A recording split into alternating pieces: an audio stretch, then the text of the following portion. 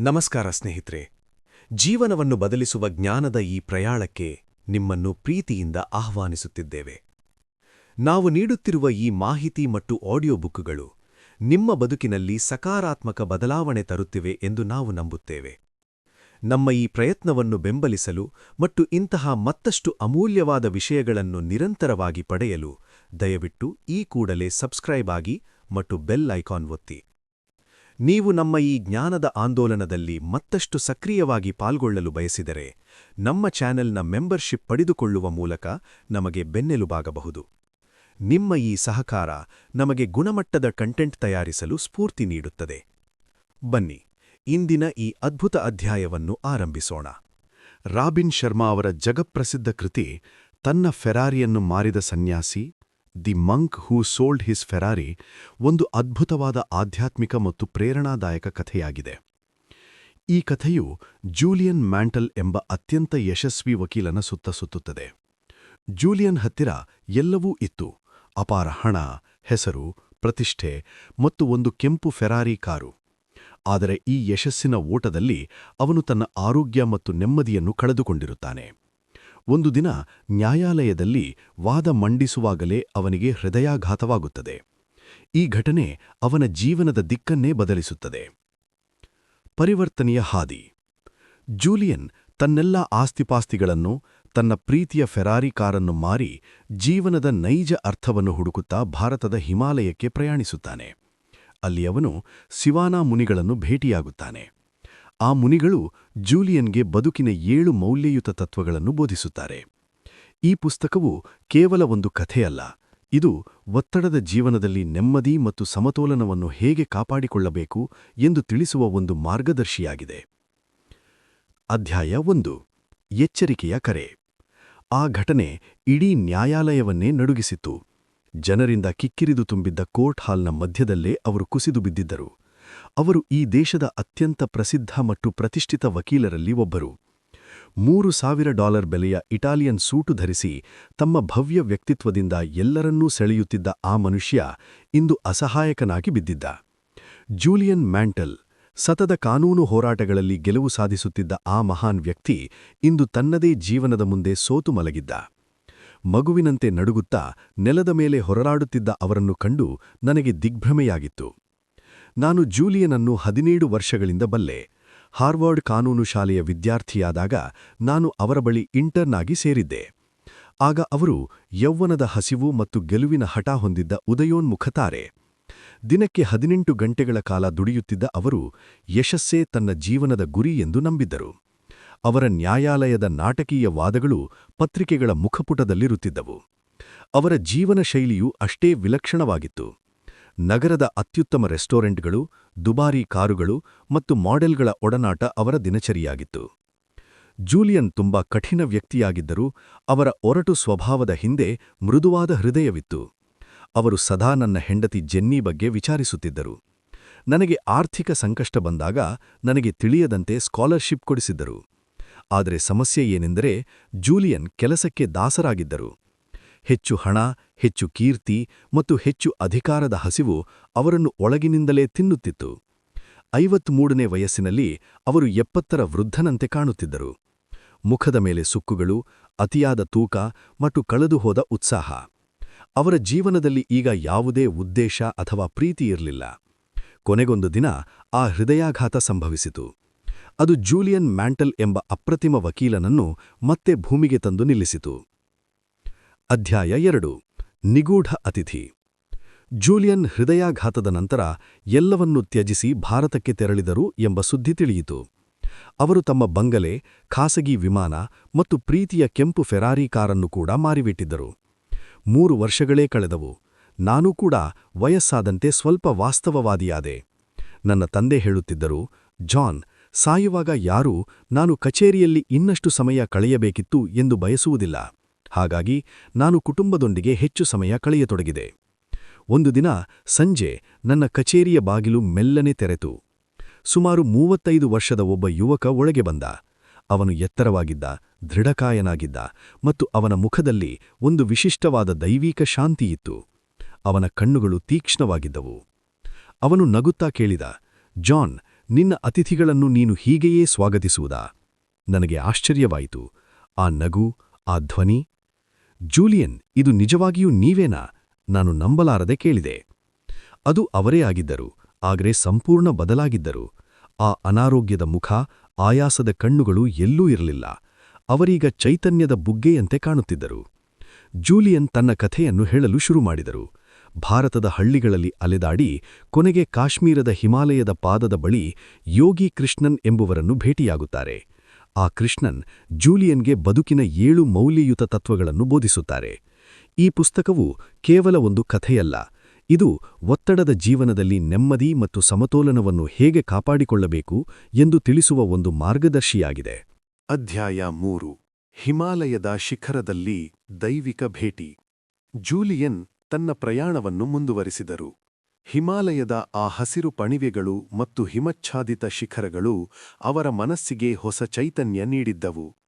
7 ದಿನಗಳ ಕಠಿಣ ನಡಿಗೆಯ ನಂತರ ಅವರಿಗೊಬ್ಬ ನಿಗೂಢ ವ್ಯಕ್ತಿ ಕಂಡರು. ಕೆಂಪು ನಿಲುವಂಗಿ ಮತ್ತು ನೀಲಿ ಬಣ್ಣದ ಹೂಡ್ ಧರಿಸಿದ್ದ ಆ ವ್ಯಕ್ತಿ ಅಸಾಧಾರಣ ವೇಗದಲ್ಲಿ ಬೆಟ್ಟ ಹತ್ತುತ್ತಿದ್ದರು. ಸ್ನೇಹಿತರೆ, ದಯವಿಟ್ಟು ನಿಲ್ಲಿ, ನನಗೆ ಸಿವಾನಾ ಮುನಿಗಳ ಸಹಾಯ ಬೇಕು ಎಂದು ಜೂಲಿಯನ್ ಕಿರುಚಿದರು. ಆ ವ್ಯಕ್ತಿ ನಿಂತರು. ಅವರ ಮುಖದಲ್ಲಿ ಅತೀವ ತೇಜಸ್ಸು ಮತ್ತು ಕಣ್ಣುಗಳಲ್ಲಿ ಬೆಕ್ಕಿನಂತಹ ತೀಕ್ಷ್ಣತೆ ಇತ್ತು. ಅವರು ಬೇರೆ ಯಾರೂ ಅಲ್ಲ, ಸಿವಾನಾ ಮುನಿಗಳಲ್ಲೊಬ್ಬರಾದ ಯೋಗಿ ರಾಮನ್. ಜೂಲಿಯನ್ ತನ್ನ ಹಳೆಯ ಜೀವನದ ಕಷ್ಟಗಳು ಮತ್ತು ಜ್ಞಾನಕ್ಕಾಗಿ ತನಗಿರುವ ಹಂಬಲವನ್ನು ವಿವರಿಸಿದಾಗ ರಾಮನ್ ಅವರು ಜೂಲಿಯನ್ನನ್ನು ತಮ್ಮ ಗುಪ್ತ ಗ್ರಾಮಕ್ಕೆ ಕರೆದೊಯ್ಯಲು ಒಪ್ಪಿಕೊಂಡರು. ಆದರೆ ಒಂದು ಷರತ್ತು ವಿಧಿಸಿದರು. ನೀನು ಇಲ್ಲಿ ಕಲಿಯುವ ಪುರಾತನ ಸತ್ಯಗಳನ್ನು ನಿನ್ನ ದೇಶಕ್ಕೆ ಮರಳಿ ಹೋಗಿ ಜೀವನದಲ್ಲಿ ದಾರಿ ತಪ್ಪಿರುವ ಜನರಿಗೆ ಹಂಚಿಕೊಳ್ಳಬೇಕು. ಅಧ್ಯಾಯ 4. ಸಿವಾನಾ ಎಂಬ ಜ್ಞಾನದ ಓಎಸ್ಎಸ್. ಜೂಲಿಯನ್ ಅವರು ಕಂಡ ಆ ಗ್ರಾಮ ನಂಬಲಸಾಧ್ಯವಾಗಿತ್ತು. ಅದು ಕೇವಲ ಗುಲಾಬಿ ಹೂವುಗಳಿಂದಲೇ ನಿರ್ಮಿಸಲ್ಪಟ್ಟ ಪುಟ್ಟ ಹಳ್ಳಿ. ಅಲ್ಲಿನ ಪ್ರತಿಯೊಬ್ಬರೂ ಅದ್ಭುತ ಆರೋಗ್ಯ ಮತ್ತು ಶಾಂತಿಯಿಂದ ಕೂಡಿದ್ದರು. ಅಲ್ಲಿನ ಹಿರಿಯರಾದ ಯೋಗಿ ರಾಮನ್ ಅವರು ಜೂಲಿಯನ್ ಅವರಿಗೆ ತಂದೆಯಂತೆ ಜ್ಞಾನವನ್ನು ಬೋಧಿಸಲು ಆರಂಭಿಸಿದರು. ಅಲ್ಲಿ ಕಳೆದ ಕೆಲವೇ ವಾರಗಳಲ್ಲಿ ಜೂಲಿಯನ್ ಅವರ ದೇಹ ಮತ್ತು ಮನಸ್ಸಿನಲ್ಲಿ ಅದ್ಭುತ ಬದಲಾವಣೆಗಳಾದವು. ಅವರು ಕಲಿತ ಮೊದಲ ಪಾಠವೆಂದರೆ ಸ್ವಯಂ ಪ್ರಭುತ್ವ, ಸೆಲ್ಫ್ ಮಾಸ್ಟರಿ. ನಿನ್ನ ಮನಸ್ಸು, ದೇಹ ಮತ್ತು ಆತ್ಮವನ್ನು ನೀನು ಸರಿಯಾಗಿ ಕಾಪಾಡಿಕೊಳ್ಳದಿದ್ದರೆ ನೀನು ಇತರರಿಗೆ ಹೇಗೆ ಸಹಾಯ ಮಾಡಲು ಸಾಧ್ಯ? ನಿನಗೆ ನಿನ್ನನ್ನೇ ಪ್ರೀತಿಸಲು ಸಾಧ್ಯವಾಗದಿದ್ದರೆ ಇತರರನ್ನು ಪ್ರೀತಿಸಲು ಹೇಗೆ ಸಾಧ್ಯ? ಅಧ್ಯಾಯ 5. ತುಂಬಿದ ಕಪ್ ಮತ್ತು ಹೊಸ ಆರಂಭ. ಮರುದಿನ ಸಂಜೆ ಜೂಲಿಯನ್ ನನ್ನ ಮನೆಗೆ ಬಂದರು. ಅವರು ಕೆಂಪು ನಿಲುವಂಗಿ ಧರಿಸಿದ್ದರು. ಕೊರಳಲ್ಲಿ ಮರದ ಮಣಿಗಳ ಸರವಿತ್ತು. ನಾನು ಸ್ವಲ್ಪ ಸಂಶಯದಿಂದ ನೋಡಿದಾಗ ಜೂಲಿಯನ್ ಒಂದು ಲೋಟಕ್ಕೆ ಚಹಾವನ್ನು ಸುರಿಯಲಾರಂಭಿಸಿದರು. ಕಪ್ ತುಂಬಿದರೂ ಚಹಾ ಸುರಿಯುವುದನ್ನು ನಿಲ್ಲಿಸಲಿಲ್ಲ. ಚಹಾ ಕೆಳಗೆ ಚೆಲ್ಲತೊಡಗಿತು. ಜೂಲಿಯನ್, ಸಾಕು, ಕಪ್ ತುಂಬಿ ಹರಿಯುತ್ತಿದೆ ಎಂದೆ. ಜೂಲಿಯನ್ ಶಾಂತವಾಗಿ ಹೇಳಿದರು, ಜಾನ್, ನಿನ್ನ ಮನಸ್ಸು ಕೂಡ ಈ ಕಪ್ನಂತೆ ಇದೆ. ನಿನ್ನ ಹಳೆಯ ನಂಬಿಕೆಗಳು ಮತ್ತು ಹಠದಿಂದ ಅದು ಈಗಾಗಲೇ ತುಂಬಿ ಹೋಗಿದೆ. ನೀನು ಹೊಸ ಜ್ಞಾನವನ್ನು ಸ್ವೀಕರಿಸಬೇಕಾದರೆ ಮೊದಲು ನಿನ್ನ ಕಪ್ ಅನ್ನು ಖಾಲಿ ಮಾಡಬೇಕು. ಆ ಮಾತು ನನ್ನ ಕಣ್ಣು ತೆರೆಸಿತು. ನನ್ನ ಹಳೆಯ ವಕೀಲಿ ವೃತ್ತಿಯ ಅಹಂಕಾರವನ್ನು ಬದಿಗಿಟ್ಟು ಅವರ ಮಾತು ಕೇಳಲು ನಾನು ಸಿದ್ಧನಾದೆ. ಜೂಲಿಯನ್ ನನಗೆ ಒಂದು ಮಾಸಿಕ ಸವಾಲು ನೀಡಿದರು. 1 ತಿಂಗಳು ನಾನು ಹೇಳುವ ತಂತ್ರಗಳನ್ನು ಪಾಲಿಸು. ನಿನ್ನ ಜೀವನ ಪವಾಡದಂತೆ ಬದಲಾಗುತ್ತದೆ. ಜೂಲಿಯನ್ ಮ್ಯಾಂಟಲ್ ಅವರ ಜೀವನದ ಬದಲಾವಣೆ. ಹೋಲಿಕೆ. ಹಿಮಾಲಯದ ಸಿವಾನಾ ಮುನಿಗಳ ಸಂಪರ್ಕಕ್ಕೆ ಬಂದ ನಂತರ ಸೃಷ್ಟಿಯಾದ ಹೊಸ ಜೂಲಿಯನ್ ಸಂಪೂರ್ಣವಾಗಿ ಯೋಗಿಯಂತೆ ಬದಲಾಗಿದ್ದರು. ಈಗ ಅವರ ದೇಹವು ಸ್ನಾಯುಬುದ್ಧವಿದ್ದು ಮುಖದಲ್ಲಿ ಒಂದು ದಿವ್ಯವಾದ ಚರ್ಮದ ಕಾಂತಿಯಿತ್ತು. ಅವರ ಮನಸ್ಸು ಈಗ ಅತೀವ ಶಾಂತಿ, ತಾಳ್ಮೆ ಮತ್ತು ಏಕಾಗ್ರತೆಯಿಂದ ಕೂಡಿತ್ತು. ಅವರ ಜೀವನದ ಧ್ಯೇಯವು ಸ್ವಾರ್ಥದಿಂದ ಲೋಕ ಕಲ್ಯಾಣ ಮತ್ತು ತಾನು ಕಲಿತ ಜ್ಞಾನವನ್ನು ಇತರರಿಗೆ ಪ್ರಸಾರ ಮಾಡುವುದಾಗಿ ಬದಲಾಗಿತ್ತು. ಆಹಾರದ ವಿಷಯದಲ್ಲೂ ಅವರು ಶಿಸ್ತು ಅಳವಡಿಸಿಕೊಂಡು ಕೇವಲ ತಾಜಾ ಹಣ್ಣು ಮತ್ತು ತರಕಾರಿಗಳಂತಹ ಜೀವಂತ ಆಹಾರಗಳನ್ನು ಸೇವಿಸುವ ಮೂಲಕ ನವಚೈತನ್ಯವನ್ನು ಪಡೆದರು. ಅಧ್ಯಾಯ 6. ಅದ್ಭುತ ಕಥೆ ಮತ್ತು 7 ಮೌಲ್ಯಗಳು. ಯೋಗಿ ರಾಮನವರು ಜೂಲಿಯನ್ ಅವರಿಗೆ ತಿಳಿಸಿದ ಆ ನಿಗೂಢ ಕಥೆ ಹೀಗಿದೆ. ನೀವು ಒಂದು ಸುಂದರವಾದ ಹಚ್ಚ ಹಸಿರಿನ ಉದ್ಯಾನವನದಲ್ಲಿ ಗಾರ್ಡನ್ ಕುಳಿತಿದ್ದೀರಿ ಎಂದು ಕಲ್ಪಿಸಿಕೊಳ್ಳಿ. ಅಲ್ಲಿನ ಶಾಂತ ವಾತಾವರಣದಲ್ಲಿ ಮಧ್ಯದಲ್ಲಿ ಒಂದು ಎತ್ತರದ ದೀಪಸ್ತಂಭ ಅಂದರೆ ಲೈಟ್ ಹೌಸ್ ಇದೆ. ಇದ್ದಕ್ಕಿದ್ದಂತೆ ಆ ದೀಪಸ್ತಂಭದ ಬಾಗಿಲು ತೆರೆಯುತ್ತದೆ ಮತ್ತು ಒಬ್ಬ 9 ಅಡಿ ಎತ್ತರದ ಸುಮಾರು 400 ಕೆಜಿ ತೂಕದ ಸುಮೋ ಕುಸ್ತಿಪಟುವು ಹೊರಬರುತ್ತಾನೆ. ಅವನು ಕೇವಲ ಒಂದು ಗುಲಾಬಿ ಬಣ್ಣದ ವೈರ್ ಕೇಬಲ್ ಧರಿಸಿದ್ದಾನೆ. ಅವನು ಅಲೆದಾಡುತ್ತಿರುವಾಗ ನೆಲದ ಮೇಲಿದ್ದ ಒಂದು ಚಿನ್ನದ ಸ್ಟಾಪ್ ವಾಚ್ ಮೇಲೆ ಕಾಲಿಟ್ಟು ಪ್ರಜ್ಞೆ ತಪ್ಪಿ ಬೀಳುತ್ತಾನೆ. ಸ್ವಲ್ಪ ಸಮಯದ ನಂತರ ಸಮೀಪದಲ್ಲಿದ್ದ ಹಳದಿ ಗುಲಾಬಿಗಳ ಸುಗಂಧಕ್ಕೆ ಅವನು ಎಚ್ಚರಗೊಳ್ಳುತ್ತಾನೆ. ಕೂಡಲೇ ಎದ್ದು ತನ್ನ ಎಡಭಾಗಕ್ಕೆ ನೋಡಿದಾಗ ವಜ್ರಗಳಿಂದ ಕೂಡಿದ ಒಂದು ಡೈಮಂಡ್ ಹಾದಿ ಕಾಣಿಸುತ್ತದೆ. ಅವನು ಆ ಹಾದಿಯಲ್ಲಿ ನಡೆದು ಶಾಶ್ವತ ಸುಖವನ್ನು ಪಡೆಯುತ್ತಾನೆ. ಜೂಲಿಯನ್ ವಿವರಿಸಿದಂತೆ ಈ ಕಥೆಯ ಪ್ರತಿಯೊಂದು ಭಾಗವೂ ಜೀವನದ ಒಂದೊಂದು ತತ್ವವನ್ನು ಸೂಚಿಸುತ್ತದೆ. ಮೊದಲನೆಯದಾಗಿ, ಉದ್ಯಾನವನವು ನಮ್ಮ ಮನಸ್ಸನ್ನು ಪ್ರತಿನಿಧಿಸುತ್ತದೆ. ಒಂದು ಫಲವತ್ತಾದ ತೋಟಕ್ಕೆ ಹೇಗೆ ಕಳೆಗಳು ಬರದಂತೆ ಕಾಪಾಡಬೇಕೋ ಹಾಗೆಯೇ ನಮ್ಮ ಮನಸ್ಸಿನೊಳಗೆ ನಕಾರಾತ್ಮಕ ಆಲೋಚನೆಗಳು ಬರದಂತೆ ತಡೆದು ಅದನ್ನು ಸದಾ ಸಕಾರಾತ್ಮಕವಾಗಿ ಇಟ್ಟುಕೊಳ್ಳಬೇಕು. ಎರಡನೆಯದಾಗಿ, ದೀಪಸ್ತಂಭವು ಜೀವನದ ಗುರಿಯ ಸಂಕೇತವಾಗಿದೆ. ಸಮುದ್ರದಲ್ಲಿ ಹಡಗಿಗೆ ದೀಪಸ್ತಂಭವು ದಾರಿ ತೋರುವಂತೆ ಜೀವನದಲ್ಲಿ ಸ್ಪಷ್ಟವಾದ ಉದ್ದೇಶ ಅಥವಾ ಗುರಿ ಇದ್ದರೆ ಮಾತ್ರ ನಾವು ಸರಿಯಾದ ಹಾದಿಯಲ್ಲಿ ಸಾಗಲು ಸಾಧ್ಯವಾಗುತ್ತದೆ. ಮೂರನೆಯದಾಗಿ, ಸುಮೋ ಕುಸ್ತಿಪಟುವು ಜಪಾನಿನ ಕೈಜೆನ್ ತತ್ವವನ್ನು ಸೂಚಿಸುತ್ತಾನೆ. ಇದು ನಮ್ಮನ್ನು ನಿರಂತರವಾಗಿ ಸ್ವಯಂ ಸುಧಾರಣೆ ಮಾಡಿಕೊಳ್ಳಲು ಮತ್ತು ಜೀವನದಲ್ಲಿ ಶಿಸ್ತನ್ನು ಅಳವಡಿಸಿಕೊಳ್ಳಲು ಪ್ರೇರೇಪಿಸುತ್ತದೆ. ನಾಲ್ಕನೆಯದಾಗಿ, ಅವನು ಧರಿಸಿರುವ ಪಿಂಕ್ ವೈರ್ ಕೇಬಲ್ ಸ್ವಯಂ ನಿಯಂತ್ರಣ ಮತ್ತು ಇಂದ್ರಿಯಗಳ ಮೇಲಿನ ಹಿಡಿತವನ್ನು ನೆನಪಿಸುತ್ತದೆ. ಐದನೆಯದಾಗಿ, ಅವನು ಕಂಡುಕೊಳ್ಳುವ ಚಿನ್ನದ ಸ್ಟಾಪ್ ವಾಚ್ ಸಮಯದ ಮೌಲ್ಯವನ್ನು ಸಾರುತ್ತದೆ. ಸಮಯವು ಪುನಃ ಸಿಗದ ಅತ್ಯಮೂಲ್ಯ ಸಂಪತ್ತಾಗಿದ್ದು ಅದನ್ನು ವ್ಯರ್ಥ ಮಾಡದೆ ಗೌರವಿಸಬೇಕು ಎಂದು ಇದು ಕಲಿಸುತ್ತದೆ. ಆರನೆಯದಾಗಿ, ಆ ಹಾದಿಯಲ್ಲಿ ಸಿಗುವ ಹಳದಿ ಗುಲಾಬಿಗಳು ನಿಸ್ವಾರ್ಥ ಸೇವೆಯ ಮಹತ್ವವನ್ನು ಸಾರುತ್ತವೆ. ಇತರರಿಗೆ ಸಹಾಯ ಮಾಡುವುದರಿಂದ ಸಿಗುವ ತೃಪ್ತಿಯೇ ನಿಜವಾದ ಸಂತೋಷ ಎಂಬುದನ್ನು ಇದು ಮನವರಿಕೆ ಮಾಡಿಕೊಡುತ್ತದೆ. ಕೊನೆಯದಾಗಿ, ಆ ಕುಸ್ತಿಪಟುವು ನಡೆಯುವ ವಜ್ರದ ಹಾದಿಯು ಪ್ರಸ್ತುತ ಕ್ಷಣದ ಸಂಕೇತವಾಗಿದೆ. ಭವಿಷ್ಯದ ಚಿಂತೆ ಅಥವಾ ಗತಕಾಲದ ನೆನಪಿನಲ್ಲಿ ಮುಳುಗದೆ ಈಗಿನ ಕ್ಷಣದಲ್ಲಿ ಬದುಕುವುದು ಮತ್ತು ಜೀವನದ ಸಣ್ಣ ಸಣ್ಣ ಸುಂದರ ಕ್ಷಣಗಳನ್ನು ಸಂಭ್ರಮಿಸುವುದೇ ಜ್ಞಾನೋದಯದ ಹಾದಿಯಾಗಿದೆ. ಅಧ್ಯಾಯ 7 ಮನಸ್ಸಿನ ಉದ್ಯಾನವನ ಅಂದರೆ the garden of the mind. Julian ವಿವರಿಸುತ್ತಾರೆ, ನಮ್ಮ ಮನಸ್ಸು ಒಂದು ಉದ್ಯಾನವನದಂತೆ. ನಾವು ಒಳ್ಳೆಯ ಆಲೋಚನೆಗಳೆಂಬ ಬೀಜಗಳನ್ನು ಬಿತ್ತಿದರೆ ಸುಂದರ ಹೂಗಳರಳುತ್ತವೆ. ಆದರೆ ಚಿಂತೆ, ಆತಂಕ ಮತ್ತು ನಕಾರಾತ್ಮಕ ವಿಚಾರಗಳೆಂಬ ಕಳೆಯನ್ನು ಬೆಳೆಯಲು ಬಿಟ್ಟರೆ ಜೀವನ ಅಸ್ತವ್ಯಸ್ತವಾಗುತ್ತದೆ. ಕಲಿತ ಪ್ರಮುಖ ಅಂಶಗಳು: ಆಲೋಚನೆಗಳ ನಿಯಂತ್ರಣ. ನಕಾರಾತ್ಮಕ ಆಲೋಚನೆಗಳನ್ನು ತಡೆಗಟ್ಟಿ ನಿಮ್ಮ ಮನಸ್ಸಿನ ಬಾಗಿಲಿಗೆ ನೀವೇ ಕಾವಲುಗಾರರಾಗಿ. ದುರದೃಷ್ಟ ಇಲ್ಲ, ಕೇವಲ ಪಾಠಗಳು. ಜೀವನದಲ್ಲಿ ಸೋಲು ಎಂಬುದಿಲ್ಲ, ಕೇವಲ ಕಲಿಯುವ ಅವಕಾಶಗಳಿವೆ. ನೋವು ಕೂಡ ಒಂದು ಉತ್ತಮ ಗುರು. ಕಲ್ಪನಾಶಕ್ತಿ. ನೆನಪುಗಳಲ್ಲಿ ಬದುಕಬೇಡಿ, ನಿಮ್ಮ ಭವಿಷ್ಯದ ಸುಂದರ ಕಲ್ಪನೆಗಳಲ್ಲಿ ಬದುಕಿ. ಪ್ರಾಯೋಗಿಕ ತಂತ್ರ ಹಾರ್ಟ್ ಆಫ್ ದ ರೋಸ್. ಮನಸ್ಸಿನ ಏಕಾಗ್ರತೆಯನ್ನು ಹೆಚ್ಚಿಸಲು ಜೂಲಿಯನ್ ಒಂದು ಅದ್ಭುತ ತಂತ್ರವನ್ನು ಕಲಿಸಿದರು. 1. ತಾಜಾ ಗುಲಾಬಿ ಹೂವನ್ನು ತೆಗೆದುಕೊಳ್ಳಿ. 2. ಅದರ ಮಧ್ಯಭಾಗ ಅಂದರೆ ಹೃದಯವನ್ನು ಕೇವಲಾಗಿ ಗಮನಿಸಿ. 3. ಹೂವಿನ ಬಣ್ಣ, ವಿನ್ಯಾಸ ಮತ್ತು ಸುಗಂಧವನ್ನು ಮಾತ್ರ ಆನಂದಿಸಿ. 4. ಬೇರೆ ಆಲೋಚನೆಗಳು ಬಂದರೆ ಅವುಗಳನ್ನು ಬದಿಗೊತ್ತಿ ಮತ್ತೆ ಹೂವಿನ ಮೇಲೆ ಗಮನಹಾರಿಸಿ. ಇದನ್ನು ದಿನಿತ್ಯ ಕೇವಲ 21 ದಿನಗಳ ಕಾಲ ಮಾಡುವುದರಿಂದ ಮನಸ್ಸು ಅದ್ಭುತವಾಗಿ ಶಾಂತವಾಗುತ್ತದೆ. ಅಧ್ಯಾಯ 8 ಮನಸ್ಸಿನ ಕೋಟೆಯನ್ನು ವಶಪಡಿಸಿಕೊಳ್ಳುವುದು. ಜೂಲಿಯನ್ ವಿವರಿಸಿದಂತೆ, ನಮ್ಮ ಆಲೋಚನೆಗಳು ಕೇವಲ ಅಮೂರ್ತವಲ್ಲ, ಅವು ಜೀವಂತ ಶಕ್ತಿಗಳು. ಒಂದು ಕೆಟ್ಟ ಆಲೋಚನೆಯು ಭ್ರೂಣದಂತೆ.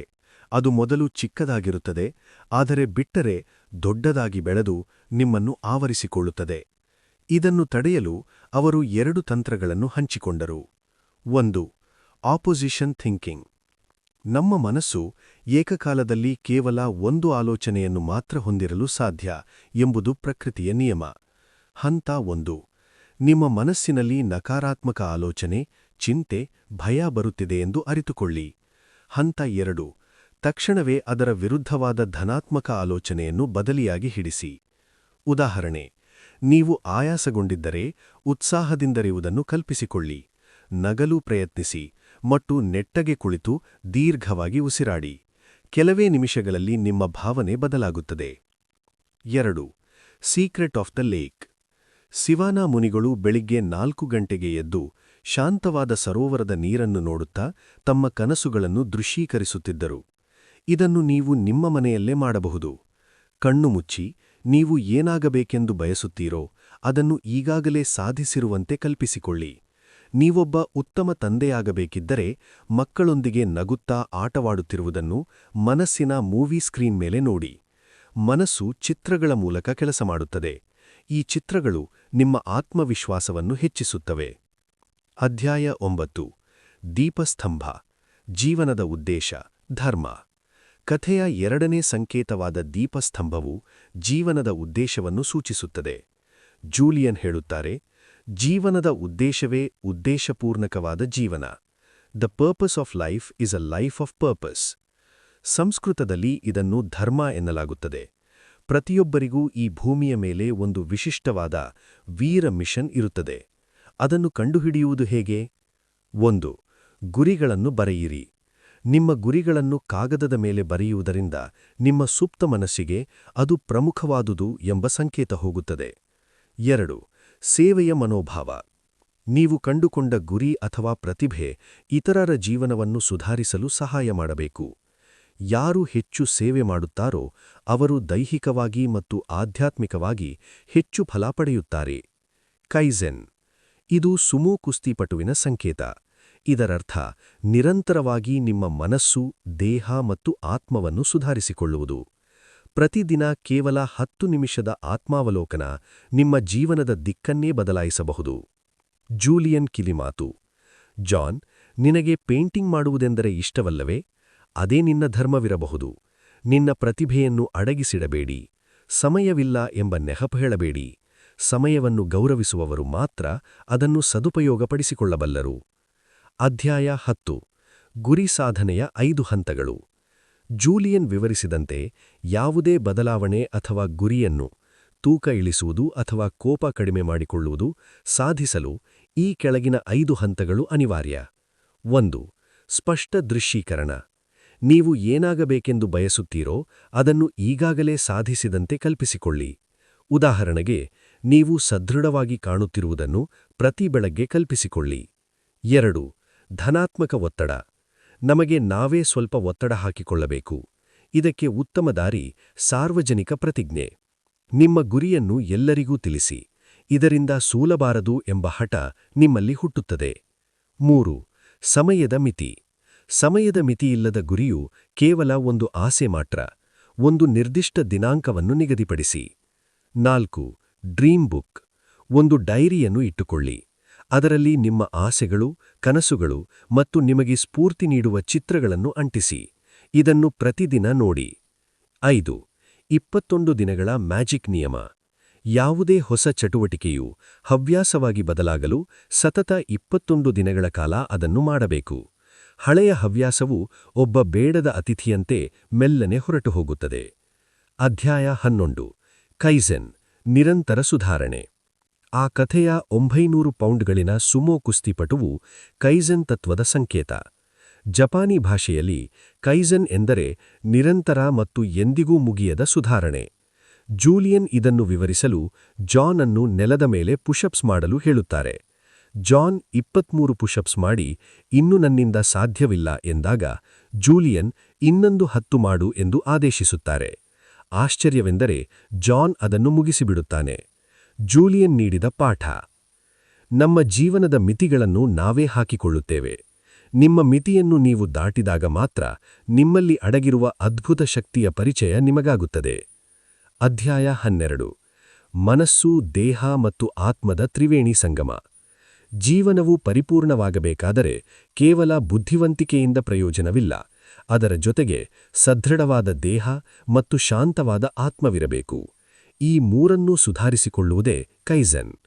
ಕೈಜೆನ್ ಅಭ್ಯಾಸ ಮಾಡಲು ಜೂಲಿಯನ್ ಹೇಳುವ ಕಿವಿಮಾತುಗಳು. 1. ಭಯವನ್ನು ಎದುರಿಸಿ. ನೀವು ಯಾವುದಕ್ಕೆ ಭಯಪಡುತ್ತೀರೋ ಅದನ್ನು ಮೊದಲು ಮಾಡಿ. 2. ಧೈರ್ಯ ಬೆಳೆಸಿಕೊಳ್ಳಿ. ಯಾವುದು ಸರಿ ಎಂದು ನಿಮ್ಮ ಮನಸ್ಸಿಗೆ ಅನ್ನಿಸುತ್ತದೋ ಅದನ್ನು ಮಾಡಲು ಧೈರ್ಯ ತೋರಿ. 3. ಸ್ವಯಂ ಪ್ರಭುತ್ವ. ಯಾರಿಗೆ ತನ್ನ ಮೇಲೆ ನಿಯಂತ್ರಣವಿಲ್ಲವೋ ಅವನು ಎಂದಿಗೂ ಮುಕ್ತನಾಗಲಿಲ್ಲ. ಅಧ್ಯಾಯ 13. ಭಯವೆಂಬ ಮಾಯಾವಿ ಮತ್ತು ಬದಲಾವಣೆಯ ಕಥೆ. ಜೂಲಿಯನ್ ವಿವರಿಸಿದಂತೆ ಭಯ ಎನ್ನುವುದು ನಮ್ಮ ಮನಸ್ಸು ಸೃಷ್ಟಿಸಿದ ಒಂದು ಮಾನಸಿಕ ರಾಕ್ಷಸ ಅಷ್ಟೇ. ಮಗುವಿನ ಮನಸ್ಸು ಶುದ್ಧವಾಗಿರುತ್ತದೆ, ಅದಕ್ಕೆ ಭಯವಿರುವುದಿಲ್ಲ. ಆದರೆ ಬೆಳೆಯುತ್ತಾ ಹೋದಂತೆ ನಾವು ಭಯವನ್ನು ಕಲಿಯುತ್ತೇವೆ. ಇದನ್ನು ಹೋಗಲಾಡಿಸಲು ಇರುವ ಏಕೈಕ ದಾರಿ ನೀವು ಯಾವುದಕ್ಕೆ ಹೆದರುತ್ತೀರೋ ಅದನ್ನೇ ಮಾಡುವುದು. ಇದಕ್ಕೆ ಪೂರಕವಾಗಿ ಜೂಲಿಯನ್ ಒಂದು ಸುಂದರ ಕಥೆ ಹೇಳಿದರು. ಒಬ್ಬ ತಂದೆ ತನ್ನ ಮಗನಿಗೆ ಪತ್ರಿಕೆಯಲ್ಲಿದ್ದ ಪ್ರಪಂಚದ ನಕ್ಷೆಯನ್ನು ಹರಿದು ತುಂಡು ಮಾಡಿ ಅದನ್ನು ಮತ್ತೆ ಜೋಡಿಸಲು ಹೇಳುತ್ತಾನೆ. ಮಗ ಕೇವಲ 1 ನಿಮಿಷದಲ್ಲಿ ಅದನ್ನು ಜೋಡಿಸಿ ತರುತ್ತಾನೆ. ತಂದೆ ಆಶ್ಚರ್ಯದಿಂದ ಕೇಳಿದಾಗ ಮಗ ಹೇಳುತ್ತಾನೆ, ನಕ್ಷೆಯ ಇನ್ನೊಂದು ಬದಿಯಲ್ಲಿ ಒಬ್ಬ ಮನುಷ್ಯನ ಚಿತ್ರವಿತ್ತು. ಆ ಮನುಷ್ಯನನ್ನು ಸರಿಯಾಗಿ ಜೋಡಿಸಿದೆ, ಆಗ ಪ್ರಪಂಚ ತಾನಾಗಿಯೇ ಸರಿಯಾಯಿತು. ಪಾಠ: ನೀವು ನಿಮ್ಮನ್ನು ಸರಿಪಡಿಸಿಕೊಂಡರೆ ನಿಮ್ಮ ಪ್ರಪಂಚ ತಾನಾಗಿಯೇ ಸರಿಯಾಗುತ್ತದೆ. ಅಧ್ಯಾಯ 14. ಹೊಳೆಯುವ ಜೀವನದ 10 ಆಚರಣೆಗಳು. ಭಾಗ 1. ಜೂಲಿಯನ್ ಈ 10 ಆಚರಣೆಗಳನ್ನು ಕನಿಷ್ಠ 30 ದಿನಗಳ ಕಾಲ ದಿನಕ್ಕೆ 1 ಗಂಟೆ ಅಭ್ಯಾಸ ಮಾಡಲು ಸಲಹೆ ನೀಡಿದರು. ಅವುಗಳಲ್ಲಿ ಮೊದಲ 4 ಇಲ್ಲಿವೆ. 1. ಏಕಾಂತದ ಆಚರಣೆ, ದ ರಿಚುವಲ್ ಆಫ್ ಸಾಲಿಟ್ಯೂಡ್. ಪ್ರತಿದಿನ ಕನಿಷ್ಠ 15ರಿಂದ 50 ನಿಮಿಷಗಳ ಕಾಲ ಸಂಪೂರ್ಣ ಮೌನದಲ್ಲಿ ಕಳೆಯಿರಿ. ಒಂದು ಸುಂದರವಾದ, ಶಾಂತವಾದ ಸ್ಥಳವನ್ನು, ಸ್ಯಾಂಕ್ಚುರಿ ಆಫ್ ದ ಸೆಲ್ಫ್, ಆರಿಸಿಕೊಳ್ಳಿ. ಪ್ರಕೃತಿಯೊಂದಿಗೆ ಸಮಯ ಕಳೆಯುವುದು ನಿಮ್ಮನ್ನು ನಿಮ್ಮ ಅಂತರಾತ್ಮದೊಂದಿಗೆ ಬೆಸೆಯುತ್ತದೆ. 2. ದೈಹಿಕತೆಯ ಆಚರಣೆ, ದ ರಿಚುವಲ್ ಆಫ್ ಫಿಸಿಕ್ಯಾಲಿಟಿ. ದೇಹವನ್ನು ದಂಡಿಸಿದರೆ ಮನಸ್ಸು ಮೃದುವಾಗುತ್ತದೆ. ವಾರದಲ್ಲಿ ಕನಿಷ್ಠ 5 ಗಂಟೆಗಳ ಕಾಲ ದೈಹಿಕ ವ್ಯಾಯಾಮ ಅಥವಾ ಯೋಗ ಮಾಡಿ. ಮುಖ್ಯವಾಗಿ ಸರಿಯಾದ ಉಸಿರಾಟ ಕಲಿಯಿರಿ. ನಿಮ್ಮ ಹೊಟ್ಟೆಯಿಂದ ಉಸಿರಾಡುವುದನ್ನು ಅಭ್ಯಾಸ ಮಾಡಿ. ಅಬ್ಡಾಮಿನಲ್ ಬ್ರೀದಿಂಗ್, ಇದು ನಿಮ್ಮ ಶಕ್ತಿಯನ್ನು 2ರಷ್ಟು ಹೆಚ್ಚಿಸುತ್ತದೆ. 3. ಜೀವಂತ ಆಹಾರದ ಆಚರಣೆ, the ritual of live nourishment. Julian ಶಾಕಾಹಾರದ ಮಹತ್ವವನ್ನು ತಿಳಿಸಿದರು. ಸೂರ್ಯ, ಗಾಳಿ ಮತ್ತು ಮಣ್ಣಿನಿಂದ ನೇರವಾಗಿ ಶಕ್ತಿ ಪಡೆದ ಆಹಾರಗಳನ್ನು ಸೇವಿಸಿ. ಹಣ್ಣುಗಳು, ತರಕಾರಿಗಳು, ಧಾನ್ಯಗಳು. ಇದು ನಿಮ್ಮ ಜೀರ್ಣಕ್ರಿಯೆಯನ್ನು ಸುಲಭಗೊಳಿಸಿ ಮನಸ್ಸನ್ನು ಚುರುಕಾಗಿಸುತ್ತದೆ. 4. ಸಮೃದ್ಧ ಜ್ಞಾನದ ಆಚರಣೆ, the ritual of abundant knowledge. ನಿರಂತರವಾಗಿ ಕಲಿಯುವುದನ್ನು ನಿಲ್ಲಿಸಬೇಡಿ. ಪ್ರತಿದಿನ ಕನಿಷ್ಠ 30 ನಿಮಿಷಗಳ ಕಾಲ ಸ್ಫೂರ್ತಿದಾಯಕ ಪುಸ್ತಕಗಳನ್ನು ಓದಿ. ಜೂಲಿಯನ್ ಶಿಫಾರಸು ಮಾಡಿದ ಪುಸ್ತಕಗಳು: ಬೆಂಜಮಿನ್ ಫ್ರಾಂಕ್ಲಿನ್ ಮತ್ತು ಮಹಾತ್ಮ ಗಾಂಧಿಯವರ ಆತ್ಮಚರಿತ್ರಗಳು, ಸಿದ್ಧಾರ್ಥ, ಹರ್ಮನ್ ಹೆಸ್ ಮತ್ತು ನೆಪೋಲಿಯನ್ ಹಿಲ್ ಅವರ ಥಿಂಕ್ ಅಂಡ್ ಗ್ರೋ ರಿಚ್. ಪುಸ್ತಕಗಳು ನಿಮ್ಮೊಳಗೆ ಅಡಗಿರುವ ಸತ್ಯವನ್ನು ನೋಡಲು ಸಹಾಯ ಮಾಡುತ್ತವೆ. ಕೈಜೆನ್ ತತ್ವದ ನೆನಪು. ಈ 10 ಆಚರಣೆಗಳನ್ನು ಪಾಲಿಸುವುದು ಎಂದರೆ ನಿಮ್ಮ ಒಳಗಿನ ಜಗತ್ತನ್ನು ಸುಧಾರಿಸಿಕೊಳ್ಳುವುದು. ನಿಮ್ಮೊಳಗೆ ಶಾಂತಿ ನೆಲೆಸಿದರೆ ಮಾತ್ರ ಹೊರಗಿನ ಜಗತ್ತಿನಲ್ಲಿ ಯಶಸ್ಸು ಕಾಣಲು ಸಾಧ್ಯ. ಅಧ್ಯಾಯ 15. ಉಳಿದ 6 ಆಚರಣೆಗಳು ಮತ್ತು ದೈನಂದಿನ ಆತ್ಮಾವಲೋಕನ. ಜೂಲಿಯನ್ ಜಾನ್ಗೆ ತನ್ನ ದಿನಚರಿಯನ್ನು ಪರೀಕ್ಷಿಸಲು ಹೇಳಿದರು. ಜಾನ್ ವಿವರಿಸಿದ ದಿನಚರಿ ಒತ್ತಡ ಮತ್ತು ಕೋಪದಿಂದ ಕೂಡಿತ್ತು. ಇದನ್ನು ಸರಿಪಡಿಸಲು ಜೂಲಿಯನ್ ಉಳಿದ 6 ಆಚರಣೆಗಳನ್ನು ವಿವರಿಸಿದರು. 5. ವೈಯಕ್ತಿಕ ಆತ್ಮಾವಲೋಕನದ ಆಚರಣೆ, the ritual of personal reflection. ಪ್ರತಿದಿನ ಸಂಜೆ ನಿಮ್ಮ ದಿನಚರಿಯನ್ನು ವಿಮರ್ಶಿಸಿ. ನೀವು ಮಾಡಿದ ಕೆಲಸಗಳು ಮತ್ತು ನಿಮ್ಮ ಆಲೋಚನೆಗಳು ಸರಿಯಾಗಿದ್ದವೇ? ಇಂದಿನ ತಪ್ಪುಗಳನ್ನು ಅರಿತರೆ ಮಾತ್ರ ನಾಳೆಯನ್ನು ಸುಧಾರಿಸಲು ಸಾಧ್ಯ. 6. ಮುಂಜಾನೆಯ ಎಚ್ಚರದ ಆಚರಣೆ, the ritual of early awakening. ಸೂರ್ಯೋದಯದ ಜೊತೆಗೇಳಿ. ನಮಗೆ ಬೇಕಾಗಿರುವುದು ನಿದ್ರೆಯ ಪ್ರಮಾಣವಲ್ಲ, ಅದರ ಗುಣಮಟ್ಟ. ಮಲಗುವ 10 ನಿಮಿಷ ಮೊದಲು ಮತ್ತು ಎದ್ದ 10 ನಿಮಿಷ ನಂತರ ನಿಮ್ಮ ಮನಸ್ಸು ಅತ್ಯಂತ ಪ್ರಭಾವಶಾಲಿಯಾಗಿರುತ್ತದೆ. ಆಗ ಸ್ಫೂರ್ತಿದಾಯಕ ಆಲೋಚನೆಗಳನ್ನು ಮಾಡಿ. 7. ಸಂಗೀತದ ಆಚರಣೆ, ದ ರಿಚುವಲ್ ಆಫ್ ಮ್ಯೂಸಿಕ್. ಸಂಗೀತವು ಆತ್ಮದ ಔಷಧಿ. ದಿನದ ಸ್ವಲ್ಪ ಸಮಯವನ್ನು ಉತ್ತಮ ಸಂಗೀತ ಕೇಳಲು ಮೀಸಲಿಡಿ. ಇದು ಆಯಾಸವನ್ನು ದೂರ ಮಾಡಿ ಮನಸ್ಸನ್ನು ಉಲ್ಲಾಸಗೊಳಿಸುತ್ತದೆ. 8. ಮಂತ್ರ ಅಥವಾ ಆಡುಮಾತಿನ ಆಚರಣೆ, the ritual of spoken word. ಮಂತ್ರ ಎಂದರೆ ಮನಸ್ಸನ್ನು ಮುಕ್ತಗೊಳಿಸುವುದು. ನಾನು ಪ್ರೇರಿತನಾಗಿದ್ದೇನೆ, ಶಿಸ್ತುಬದ್ಧನಾಗಿದ್ದೇನೆ ಮತ್ತು ಚೈತನ್ಯಶಾಲಿಯಾಗಿದ್ದೇನೆ ಎಂಬಂತಹ ವಾಕ್ಯಗಳನ್ನು ಪದೇ ಪದೇ ಹೇಳಿಕೊಳ್ಳುವುದರಿಂದ ನಿಮ್ಮ ಆತ್ಮವಿಶ್ವಾಸ ಹೆಚ್ಚಿಸುತ್ತದೆ. 9. ಸಂಘಟಿತ ವ್ಯಕ್ತಿತ್ವದ ಆಚರಣೆ, the ritual of congruent character. ನಿಮ್ಮ ತತ್ವಗಳಿಗೂ ಪ್ರಾಮಾಣಿಕತೆ, ತಾಳ್ಮೆ, ಧೈರ್ಯ, ನಿಮ್ಮ ಕೆಲಸಗಳಿಗೂ ಹೊಂದಾಣಿಕೆ ಇರಲಿ. ಅಂತರಾತ್ಮದ ಧ್ವನಿಯನ್ನು ಕೇಳಿ ಬದುಕುವುದು ಅತೀವ ಶಾಂತಿ ನೀಡುತ್ತದೆ. 10. ಸರಳತೆಯ ಆಚರಣೆ, ದ ರಿಚುವಲ್ ಆಫ್ ಸಿಂಪ್ಲಿಸಿಟಿ. ಜೀವನವನ್ನು ಸರಳೀಗೊಳಿಸಿ. ಅನಗತ್ಯ ವಸ್ತುಗಳು, ಫೋನ್ ಕಾಲ್ಗಳು ಮತ್ತು ಹವ್ಯಾಸಗಳನ್ನು ಕಡಿಮೆ ಮಾಡಿ. ಕೇವಲ ಮುಖ್ಯವಾದದರ ಮೇಲೆ ಮಾತ್ರ ಗಮನಹರಿಸಿ. ಅಧ್ಯಾಯ 13. ಭಯವೆಂಬ ಮಾಯಾವಿ ಮತ್ತು ಬದಲಾವಣೆಯ ಕಥೆ. ಜೂಲಿಯನ್ ವಿವರಿಸಿದಂತೆ, ಭಯ ಎನ್ನುವುದು ನಮ್ಮ ಮನಸ್ಸು ಸೃಷ್ಟಿಸಿದ ಒಂದು ಮಾನಸಿಕ ರಾಕ್ಷಸ ಅಷ್ಟೇ. ಮಗುವಿನ ಮನಸ್ಸು ಶುದ್ಧವಾಗಿರುತ್ತದೆ, ಅದಕ್ಕೆ ಭಯವಿರುವುದಿಲ್ಲ. ಆದರೆ ಬೆಳೆಯುತ್ತಾ ಹೋದಂತೆ ನಾವು ಭಯವನ್ನು ಕಲಿಯುತ್ತೇವೆ. ಇದನ್ನು ಹೋಗಲಾಡಿಸಲು ಇರುವ ಏಕೈಕ ದಾರಿ, ನೀವು ಯಾವುದಕ್ಕೆ ಹೆದರುತ್ತೀರೋ ಅದನ್ನೇ ಮಾಡುವುದು. ಇದಕ್ಕೆ ಪೂರಕವಾಗಿ ಜೂಲಿಯನ್ ಒಂದು ಸುಂದರ ಕಥೆ ಹೇಳಿದರು. ಒಬ್ಬ ತಂದೆ ತನ್ನ ಮಗನಿಗೆ ಪತ್ರಿಕೆಯಲ್ಲಿದ್ದ ಪ್ರಪಂಚದ ನಕ್ಷೆಯನ್ನು ಹರಿದು ತುಂಡು ಮಾಡಿ ಅದನ್ನು ಮತ್ತೆ ಜೋಡಿಸಲು ಹೇಳುತ್ತಾನೆ. ಮಗ ಕೇವಲ 1 ನಿಮಿಷದಲ್ಲಿ ಅದನ್ನು ಜೋಡಿಸಿ ತರುತ್ತಾನೆ. ತಂದೆ ಆಶ್ಚರ್ಯದಿಂದ ಕೇಳಿದಾಗ ಮಗ ಹೇಳುತ್ತಾನೆ, ನಕ್ಷೆಯ ಇನ್ನೊಂದು ಬದಿಯಲ್ಲಿ ಒಬ್ಬ ಮನುಷ್ಯನ ಚಿತ್ರವಿತ್ತು. ಆ ಮನುಷ್ಯನನ್ನು ಸರಿಯಾಗಿ ಜೋಡಿಸಿದೆ, ಆಗ ಪ್ರಪಂಚ ತಾನಾಗಿಯೇ ಸರಿಯಾಯಿತು. ಪಾಠ: ನೀವು ನಿಮ್ಮನ್ನು ಸರಿಪಡಿಸಿಕೊಂಡರೆ ನಿಮ್ಮ ಪ್ರಪಂಚ ತಾನಾಗಿಯೇ ಸರಿಯಾಗುತ್ತದೆ. ಅಧ್ಯಾಯ 14. ಹೊಳೆಯುವ ಜೀವನದ 10 ಆಚರಣೆಗಳು, ಭಾಗ 1. ಜೂಲಿಯನ್ ಈ 10 ಆಚರಣೆಗಳನ್ನು ಕನಿಷ್ಠ 30 ದಿನಗಳ ಕಾಲ ದಿನಕ್ಕೆ 1 ಗಂಟೆ ಅಭ್ಯಾಸ ಮಾಡಲು ಸಲಹೆ ನೀಡಿದರು. ಅವುಗಳಲ್ಲಿ ಮೊದಲ 4 ಇಲ್ಲಿವೆ. 1. ಏಕಾಂತದ ಆಚರಣೆ, ದ ರಿಚುವಲ್ ಆಫ್ ಸಾಲಿಟ್ಯೂಡ್. ಪ್ರತಿದಿನ ಕನಿಷ್ಠ 15ರಿಂದ 50 ನಿಮಿಷಗಳ ಕಾಲ ಸಂಪೂರ್ಣ ಮೌನದಲ್ಲಿ ಕಳೆಯಿರಿ. ಒಂದು ಸುಂದರವಾದ, ಶಾಂತವಾದ ಸ್ಥಳವನ್ನು, ಸ್ಯಾಂಕ್ಚುರಿ ಆಫ್ ದ ಸೆಲ್ಫ್, ಆರಿಸಿಕೊಳ್ಳಿ. ಪ್ರಕೃತಿಯೊಂದಿಗೆ ಸಮಯ ಕಳೆಯುವುದು ನಿಮ್ಮನ್ನು ನಿಮ್ಮ ಅಂತರಾತ್ಮದೊಂದಿಗೆ ಬೆಸೆಯುತ್ತದೆ. 2. ದೈಹಿಕತೆಯ ಆಚರಣೆ, ದ ರಿಚುವಲ್ ಆಫ್ ಫಿಸಿಕ್ಯಾಲಿಟಿ. ದೇಹವನ್ನು ದಂಡಿಸಿದರೆ ಮನಸ್ಸು ಮೃದುವಾಗುತ್ತದೆ. ವಾರದಲ್ಲಿ ಕನಿಷ್ಠ 5 ಗಂಟೆಗಳ ಕಾಲ ದೈಹಿಕ ವ್ಯಾಯಾಮ ಅಥವಾ ಯೋಗ ಮಾಡಿ. ಮುಖ್ಯವಾಗಿ ಸರಿಯಾದ ಉಸಿರಾಟ ಕಲಿಯಿರಿ. ನಿಮ್ಮ ಹೊಟ್ಟೆಯಿಂದ ಉಸಿರಾಡುವುದನ್ನು ಅಭ್ಯಾಸ ಮಾಡಿ. ಅಬ್ಡಾಮಿನಲ್ ಬ್ರೀದಿಂಗ್, ಇದು ನಿಮ್ಮ ಶಕ್ತಿಯನ್ನು 2ರಷ್ಟು ಹೆಚ್ಚಿಸುತ್ತದೆ. 3. ಜೀವಂತ ಆಹಾರದ ಆಚರಣೆ, the ritual of live nourishment. Julian ಶಾಕಾಹಾರದ ಮಹತ್ವವನ್ನು ತಿಳಿಸಿದರು. ಸೂರ್ಯ, ಗಾಳಿ ಮತ್ತು ಮಣ್ಣಿನಿಂದ ನೇರವಾಗಿ ಶಕ್ತಿ ಪಡೆದ ಆಹಾರಗಳನ್ನು ಸೇವಿಸಿ. ಹಣ್ಣುಗಳು, ತರಕಾರಿಗಳು, ಧಾನ್ಯಗಳು. ಇದು ನಿಮ್ಮ ಜೀರ್ಣಕ್ರಿಯೆಯನ್ನು ಸುಲಭಗೊಳಿಸಿ ಮನಸ್ಸನ್ನು ಚುರುಕಾಗಿಸುತ್ತದೆ. 4. ಸಮೃದ್ಧ ಜ್ಞಾನದ ಆಚರಣೆ, the ritual of abundant knowledge. ನಿರಂತರವಾಗಿ ಕಲಿಯುವುದನ್ನು ನಿಲ್ಲಿಸಬೇಡಿ. ಪ್ರತಿದಿನ ಕನಿಷ್ಠ 30 ನಿಮಿಷಗಳ ಕಾಲ ಸ್ಫೂರ್ತಿದಾಯಕ ಪುಸ್ತಕಗಳನ್ನು ಓದಿ. ಜೂಲಿಯನ್ ಶಿಫಾರಸು ಮಾಡಿದ ಪುಸ್ತಕಗಳು: ಬೆಂಜಮಿನ್ ಫ್ರಾಂಕ್ಲಿನ್ ಮತ್ತು ಮಹಾತ್ಮ ಗಾಂಧಿಯವರ ಆತ್ಮಚರಿತ್ರೆಗಳು, ಸಿದ್ಧಾರ್ಥ, ಹರ್ಮನ್ ಹೆಸ್ ಮತ್ತು ನೆಪೋಲಿಯನ್ ಹಿಲ್ ಅವರ ಥಿಂಕ್ ಅಂಡ್ ಗ್ರೋ ರಿಚ್. ಪುಸ್ತಕಗಳು ನಿಮ್ಮೊಳಗೆ ಅಡಗಿರುವ ಸತ್ಯವನ್ನು ನೋಡಲು ಸಹಾಯ ಮಾಡುತ್ತವೆ. ಕೈಜನ್ ತತ್ವದ ನೆನಪು. ಈ 10 ಆಚರಣೆಗಳನ್ನು ಪಾಲಿಸುವುದು ಎಂದರೆ ನಿಮ್ಮ ಒಳಗಿನ ಜಗತ್ತನ್ನು ಸುಧಾರಿಸಿಕೊಳ್ಳುವುದು. ನಿಮ್ಮೊಳಗೆ ಶಾಂತಿ ನೆಲೆಸಿದರೆ ಮಾತ್ರ ಹೊರಗಿನ ಜಗತ್ತಿನಲ್ಲಿ ಯಶಸ್ಸು ಕಾಣಲು ಸಾಧ್ಯ. ಅಧ್ಯಾಯ 15. ಉಳಿದ 6 ಆಚರಣೆಗಳು ಮತ್ತು ದೈನಂದಿನ ಆತ್ಮಾವಲೋಕನ. ಜೂಲಿಯನ್ ಜಾನ್ಗೆ ತನ್ನ ದಿನಚರಿಯನ್ನು ಪರೀಕ್ಷಿಸಲು ಹೇಳಿದರು. ಜಾನ್ ವಿವರಿಸಿದ ದಿನಚರಿ ಒತ್ತಡ ಮತ್ತು ಕೋಪದಿಂದ ಕೂಡಿತ್ತು. ಇದನ್ನು ಸರಿಪಡಿಸಲು ಜೂಲಿಯನ್ ಉಳಿದ 6 ಆಚರಣೆಗಳನ್ನು ವಿವರಿಸಿದರು. 5. ವೈಯಕ್ತಿಕ ಆತ್ಮಾವಲೋಕನದ ಆಚರಣೆ, the ritual of personal reflection. ಪ್ರತಿದಿನ ಸಂಜೆ ನಿಮ್ಮ ದಿನಚರಿಯನ್ನು ವಿಮರ್ಶಿಸಿ. ನೀವು ಮಾಡಿದ ಕೆಲಸಗಳು ಮತ್ತು ನಿಮ್ಮ ಆಲೋಚನೆಗಳು ಸರಿಯಾಗಿದ್ದವೇ? ಇಂದಿನ ತಪ್ಪುಗಳನ್ನು ಅರಿತರೆ ಮಾತ್ರ ನಾಳೆಯನ್ನು ಸುಧಾರಿಸಲು ಸಾಧ್ಯ. 6. ಮುಂಜಾನೆಯ ಎಚ್ಚರದ ಆಚರಣೆ, the ritual of early awakening. ಸೂರ್ಯೋದಯದ ಜೊತೆಗೇಳಿ. ನಮಗೆ ಬೇಕಾಗಿರುವುದು ನಿದ್ರೆಯ ಪ್ರಮಾಣವಲ್ಲ, ಅದರ ಗುಣಮಟ್ಟ. ಮಲಗುವ 10 ನಿಮಿಷ ಮೊದಲು ಮತ್ತು ಎದ್ದ 10 ನಿಮಿಷ ನಂತರ ನಿಮ್ಮ ಮನಸ್ಸು ಅತ್ಯಂತ ಪ್ರಭಾವಶಾಲಿಯಾಗಿರುತ್ತದೆ. ಆಗ ಸ್ಫೂರ್ತಿದಾಯಕ ಆಲೋಚನೆಗಳನ್ನು ಮಾಡಿ. 7. ಸಂಗೀತದ ಆಚರಣೆ, ದ ರಿಚುವಲ್ ಆಫ್ ಮ್ಯೂಸಿಕ್. ಸಂಗೀತವು ಆತ್ಮದ ಔಷಧಿ. ದಿನದ ಸ್ವಲ್ಪ ಸಮಯವನ್ನು ಉತ್ತಮ ಸಂಗೀತ ಕೇಳಲು ಮೀಸಲಿಡಿ. ಇದು ಆಯಾಸವನ್ನು ದೂರ ಮಾಡಿ ಮನಸ್ಸನ್ನು ಉಲ್ಲಾಸಗೊಳಿಸುತ್ತದೆ. 8. ಮಂತ್ರ ಅಥವಾ ಆಡುಮಾತಿನ ಆಚರಣೆ, the ritual of spoken word.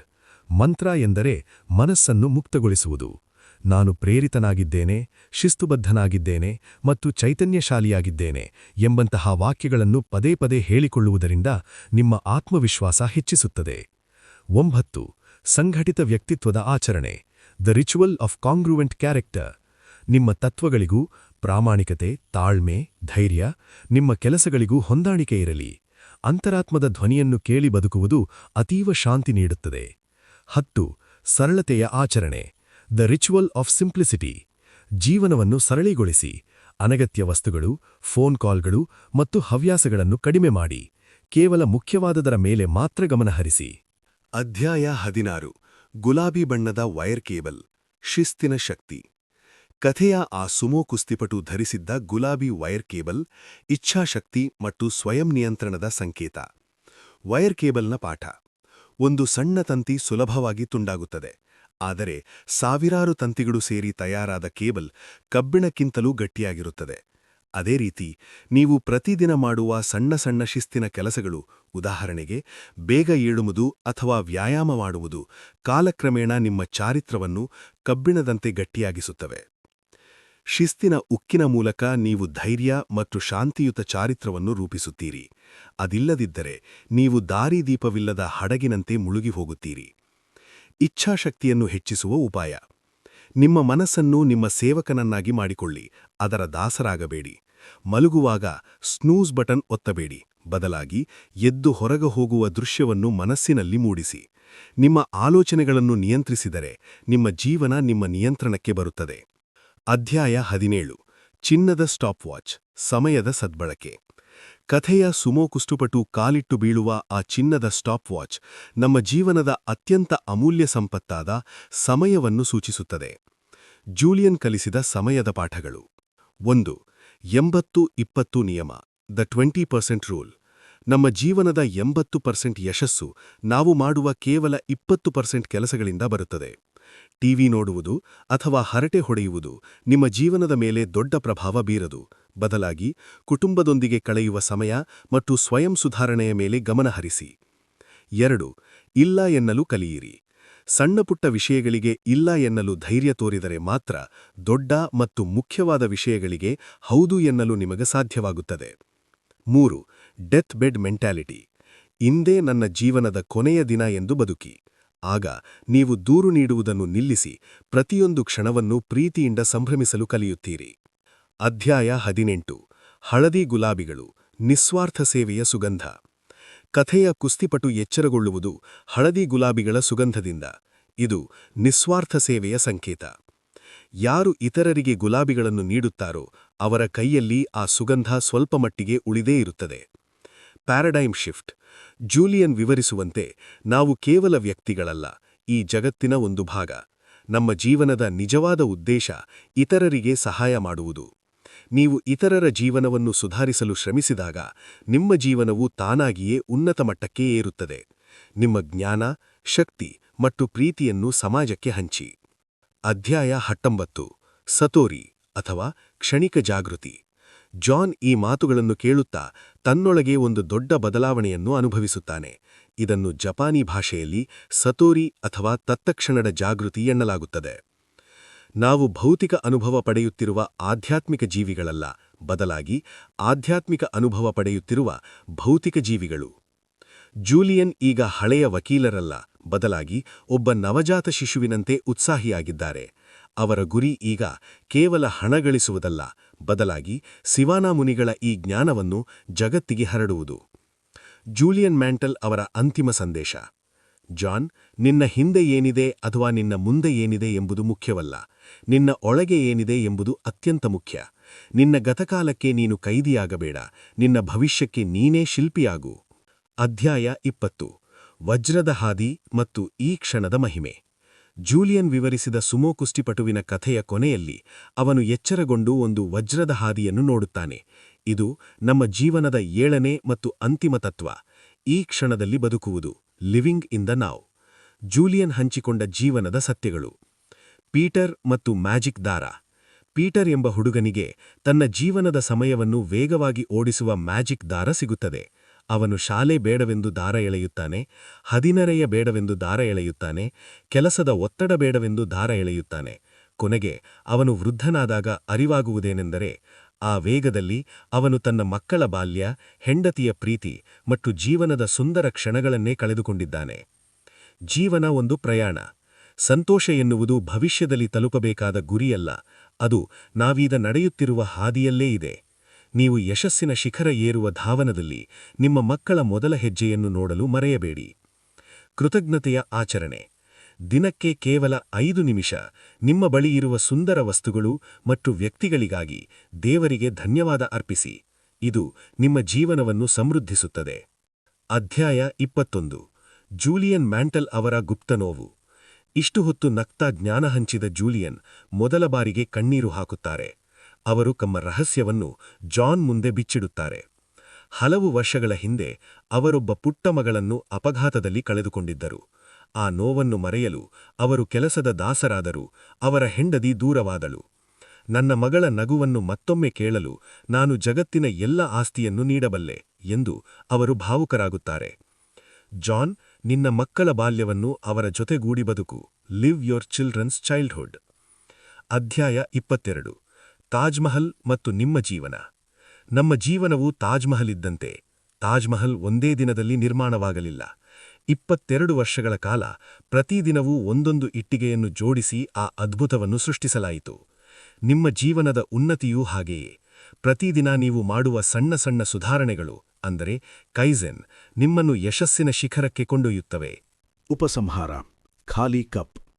ಮಾತು ಮುಗಿಸಿ ಜೂಲಿಯನ್ ಮ್ಯಾಂಟಲ್ ಜಾನ್ನನ್ನು ಅಪ್ಪಿಕೊಂಡು ಆ ಬೇಸಿಗೆಯ ಬಿಸಿಲಿನಲ್ಲಿ ಮೆಲ್ಲನೆ ನಡೆದು ಹೋಗುತ್ತಾರೆ. ಜಾನ್ ತನ್ನ ಲಿವಿಂಗ್ ರೂಮ್ನಲ್ಲಿ ಒಬ್ಬನೇ ಕುಳಿತಿದ್ದಾನೆ. ಅವನ ಮುಂದೆ ಸಾಕ್ಷಿಯಾಗಿ ಉಳಿದಿರುವುದು ಕೇವಲ ಒಂದು ಖಾಲಿ ಕಪ್, ಎಂಟಿ ಕಪ್. ಇದು ಜಾನ್ನ ಹಳೆಯ ಬದುಕು ಖಾಲಿಯಾಗಿ ಈಗ ಹೊಸ ಜ್ಞಾನ ತುಂಬಲು ಸಿದ್ಧವಾಗಿದೆ ಎಂಬುದರ ಸಂಕೇತ. ತೋಟ, ಮನಸ್ಸನ್ನು ಪೋಷಿಸಿ. ದೀಪಸ್ತಂಭ, ಗುರಿಯನ್ನು ಹೊಂದಿರಿ. ಸುಮೋ ಕುಸ್ತಿಪಟು, ಕೈಜನ್, ನಿರಂತರ ಸುಧಾರಣೆ ಅಭ್ಯಾಸ ಮಾಡಿ. ಗುಲಾಬಿ ವೈರ್ ಕೇಬಲ್, ಶಿಸ್ತನ್ನು ಬೆಳೆಸಿಕೊಳ್ಳಿ. ಸ್ಟಾಪ್ ವಾಚ್, ಸಮಯವನ್ನು ಗೌರವಿಸಿ. ಹಳದಿ ಗುಲಾಬಿ, ಇತರರಿಗೆ ಸೇವೆ ಮಾಡಿ. ವಜ್ರದ ಹಾದಿ, ಈ ಕ್ಷಣದಲ್ಲಿ ಬದುಕಿ. ಈ ಕಥೆಯ ಅಂತ್ಯವು ಕೇವಲ ಜೂಲಿಯನ್ ಮ್ಯಾಂಟಲ್ ಎಂಬ ವ್ಯಕ್ತಿಯ ಕಣ್ಮರೆಯಲ್ಲ, ಅದು ಅವನ ಸ್ನೇಹಿತ ಜಾನ್ನ ಜೀವನದಲ್ಲಿ ಹೊಸ ಅಧ್ಯಾಯದ ಆರಂಭವಾಗಿದೆ. ಜೂಲಿಯನ್ ತನ್ನ 12 ಗಂಟೆಗಳ ಸುದೀರ್ಘ ಸಂಭಾಷಣೆಯನ್ನು ಮುಗಿಸಿ ಹಿಮಾಲಯದ ಮುನಿಗಳಿಂದ ಕಲಿತ 7 ತತ್ವಗಳನ್ನು ಜಾನ್ಗೆ ವಿವರಿಸಿದ ನಂತರ ಕಥೆ ಹೀಗೆ ಕೊನೆಗೊಳ್ಳುತ್ತದೆ. 1. ಜೂಲಿಯನ್ ಮ್ಯಾಂಟಲ್ನ ನಿರ್ಗಮನ. ಬೆಳಗಿನ ಸೂರ್ಯನ ಕಿರಣಗಳು ಕಿಟಕಿಯ ಮೂಲಕ ಜಾನ್ನ ಲಿವಿಂಗ್ ರೂಮಿಗೆ ಪ್ರವೇಶಿಸಿದಾಗ ಜೂಲಿಯನ್ ತನ್ನ ಮಾತುಗಳನ್ನು ಮುಗಿಸುತ್ತಾನೆ. ತಾನು ಕಲಿತದ್ದನ್ನು ಇನ್ನೊಬ್ಬರಿಗೆ ಹಂಚಿಬೇಕು ಎಂಬ ತನ್ನ ಗುರಿಯನ್ನು ಅವನು ಈಗಷ್ಟೇ ಪೂರೈಸಿರುತ್ತಾನೆ. ಜೂಲಿಯನ್ ಎದ್ದು ನಿಂತು ತನ್ನ ಅಚ್ಚುಮೆಚ್ಚಿನ ಸ್ನೇಹಿತ ಜಾನ್ನನ್ನು ಆತ್ಮೀಯವಾಗಿ ಅಪ್ಪಿಕೊಳ್ಳುತ್ತಾನೆ.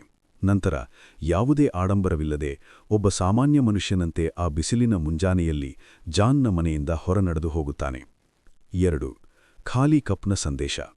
ಜಾನ್ ಹೋದ ನಂತರ ಜಾನ್ ತನ್ನ ಲಿವಿಂಗ್ ರೂಮಿನ ಸೋಫಾದ ಮೇಲೆ ಕುಳಿತು ನಡೆದದ್ದೆಲ್ಲ ನೆನಪಿಸಿಕೊಳ್ಳುತ್ತಾನೆ. ಅವನ ಕಣ್ಣು ಮುಂದೆ ಕಾಫಿ ಟೇಬಲ್ನ ಮೇಲೆ ಜೂಲಿಯನ್ ಕುಡಿದುಬಿಟ್ಟಿದ್ದ ಆ ಖಾಲಿ ಕಪ್, ಎಂಟಿ ಕಪ್ ಕಾಣಿಸುತ್ತದೆ. ಈ ಖಾಲಿ ಕಪ್ ಪುಸ್ತಕದ ಆರಂಭದಲ್ಲಿ ಜೂಲಿಯನ್ ಹೇಳಿದ ಪಾಠದ ನೆನಪಾಗಿದೆ. ನೀವು ಹೊಸ ಜ್ಞಾನವನ್ನು ಕಲಿಯಬೇಕಾದರೆ ಮೊದಲು ನಿಮ್ಮ ಹಳೆಯ ನಂಬಿಕೆ ಮತ್ತು ಅಹಂಕಾರದ ಕಪ್ಪನ್ನು ಖಾಲಿ ಮಾಡಬೇಕು. ಜೂಲಿಯನ್ ಈಗ ಜಾನ್ನ ಕಪ್ಪನ್ನು ಜ್ಞಾನದಿಂದ ತುಂಬಿಸಿ ಹೋಗಿದ್ದಾನೆ. 3. ಜಾನ್ನ ಹೊಸ ಆರಂಭ.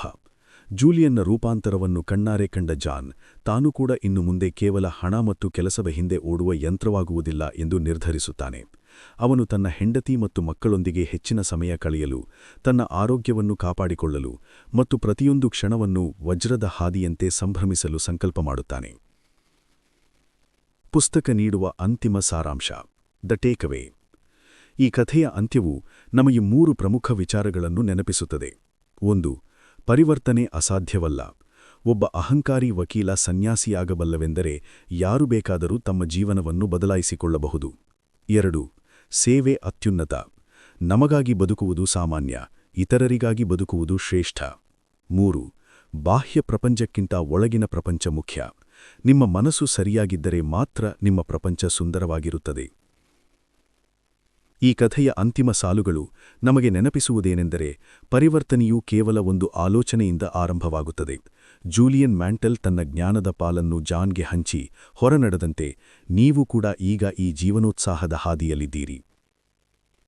ನಿಮ್ಮ ಜೀವನವನ್ನು ಉನ್ನತೀಶಿಸುವ ಇಂತಹ 10 ಸ್ಫೂರ್ತಿದಾಯಕ ಕಥೆಗಳು, ಪ್ರಾಯೋಗಿಕ ಜೀವನ ಸೂತ್ರಗಳು ಮತ್ತು ಆಧ್ಯಾತ್ಮಿಕ ಚಿಂತನೆಗಳನ್ನು ನಿರಂತರವಾಗಿ ಪಡೆಯಲು ನಮ್ಮೊಂದಿಗೆ ಸಂಪರ್ಕಿಸಿರಿ. ನಿಮ್ಮ ಒಳಗಿನ ಜ್ಯೋತಿಯನ್ನು ಬೆಳಗಿಸಿ, ಜಗತ್ತಿಗೆ ಬೆಳಕಾಗಿ. ಇಂತಹ ಹೆಚ್ಚಿನ ಮಾಹಿತಿಗಾಗಿ ಮತ್ತು ನಿಮ್ಮ ವ್ಯಕ್ತಿತ್ವ ವಿಕಸನದ ಪಯಣವನ್ನು ಮುಂದುವರಿಸಲು ದಯವಿಟ್ಟು ಸಬ್ಸ್ಕ್ರೈಬ್ ಮಾಡಿ ಮತ್ತು ಈ ಜ್ಞಾನದ ಹರಿವಿನ ಭಾಗವಾಗಿ.